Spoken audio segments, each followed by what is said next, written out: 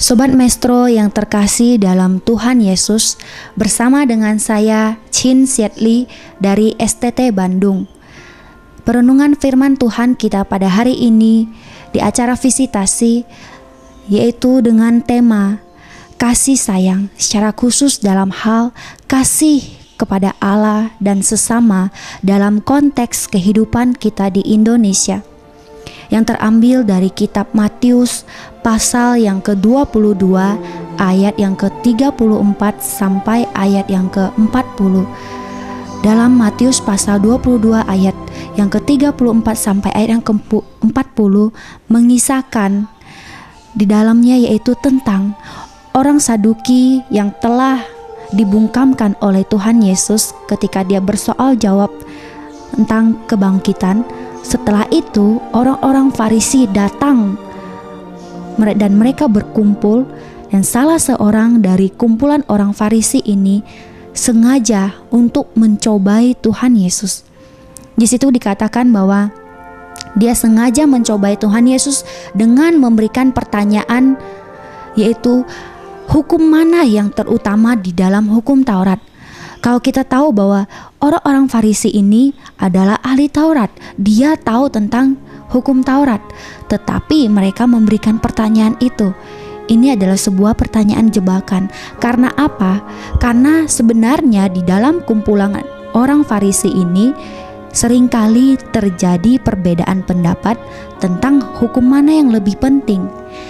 Oleh sebab itu, salah seorang orang Farisi ini sengaja memberikan pertanyaan supaya Tuhan Yesus bisa dipersalahkan ketika Tuhan Yesus salah memberikan jawaban. Tetapi kita melihat Alkitab mencatatkan apa yang dijawab oleh Tuhan Yesus sesungguhnya tidak mungkin bisa disalahkan oleh para orang-orang Farisi ini. Apa yang menjadi jawaban Tuhan Yesus?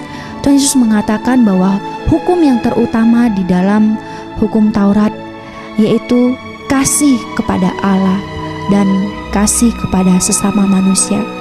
Sobat Maestro sekalian, di dalam Alkitab yaitu Kristus mengajarkan kita bahwa kasih kepada Allah dan kasih kepada sesama manusia adalah satu kesatuan utuh, tidak terpisah antara kasih kepada Allah dan kasih kepada sesama kita.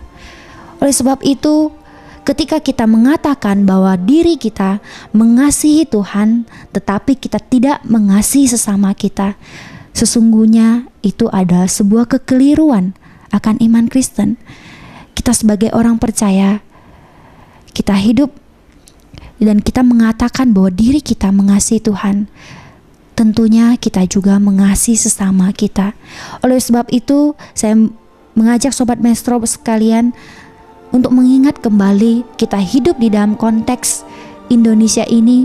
Kita berhadapan dengan orang-orang yang masih belum percaya kepada Tuhan. Ketika kita mengatakan bahwa kita mengasihi sesama kita, tentunya kita perlu melihat baik mereka yang sudah percaya ataupun tidak percaya, mereka membutuhkan Kristus. Ada kebutuhan rohani yang mereka butuhkan. Ada juga kebutuhan jasmani yang juga mereka butuhkan. Tapi yang ingin saya ajak Sobat Maestro sekalian untuk menyoroti bahwa seringkali kebutuhan jasmani mereka terabaikan oleh kita. Oleh sebab itu kita mau belajar bahwa ada banyak orang-orang yang miskin, yang terlantar, yang harus menderita karena kemiskinan, keterbelakangan pendidikan. Ada banyak begitu pergumulan yang mereka hadapi.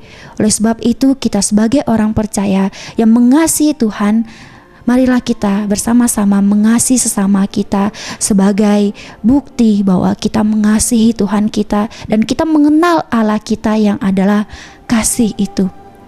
Sekian Sobat Maestro sekalian, Tuhan Yesus memberkati.